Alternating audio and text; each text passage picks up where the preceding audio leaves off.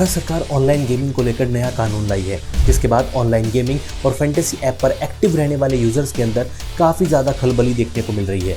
कई सारे यूजर्स तो इसलिए भी परेशान हैं क्योंकि इन तमाम तरह के ऐप पर उनके कई सारे पैसे फंसे हुए हैं।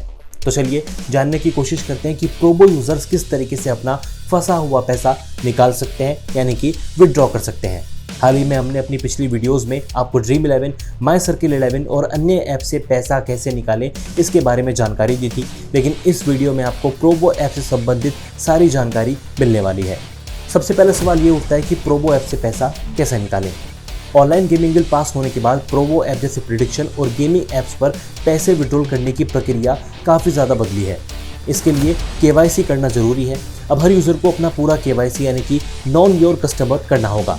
आधार और पैन से वेरिफिकेशन करना होगा। उसके बाद अपने बैंक अकाउंट को लिंक इन करना भी ज़रूरी है। अगला सवाल ये उठता है कि क्या इसमें TDS कटेगा। जब आप पैसा विड्रॉल करेंगे तो कितना TDS कटेगा।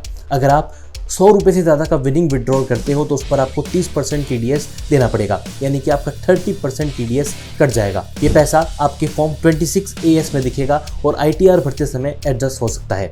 एग्जाम्पल की अगर हम बात करें, अगर आपने 1000 रुपये जीते हैं तो आपके अकाउंट में सिर्फ 700 रुपये आएंगे और 300 रुपये टैक्स में चले जाएंगे। ये TDS आपके पैन पर लिंक होगा और ITR भरते समय दिखाई देगा।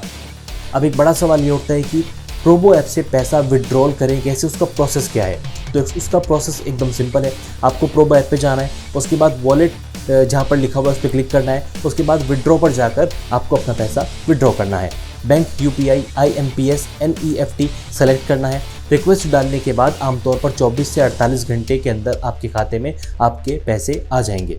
लिमिटेशंस क्या है, आप डेली, मंथली लिमिट हो सकती है। KYC के बिना पैसे निकालना अब ऑलमोस्ट नामुमकिन है।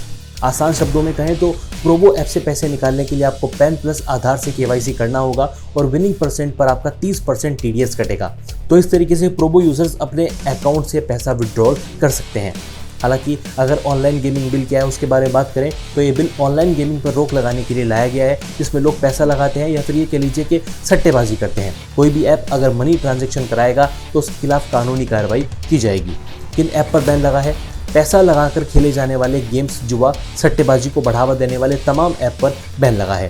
इनमें अगर आप आसान भाषा में समझे तो ड्रीम 11, प्रोबो, माई 11 circle, हाउसजेट, पोकरबाजी, SG11 fantasy, WinZO, games 24x7, जंगली गेम्स जिसमें रमी और पोकर खेले जाते हैं। अब इसकी सज़ा क्या होगी? अवैध गेमिंग प्लेटफॉर्म चलाने वाले को 3 साल या फिर 1 करोड़ रुपए का जुर्माना दिया जाएगा। वहीं विज्ञापन नियम तोड़ने वालों पर 2 साल की सज़ा हो सकती है या फिर 50 लाख रुपए का जुर्माना लगाया जा सकता है। साथ ही बार बार नियम तोड़ने वालों को 5 साल की कड़ी सज़ा हो सकती है।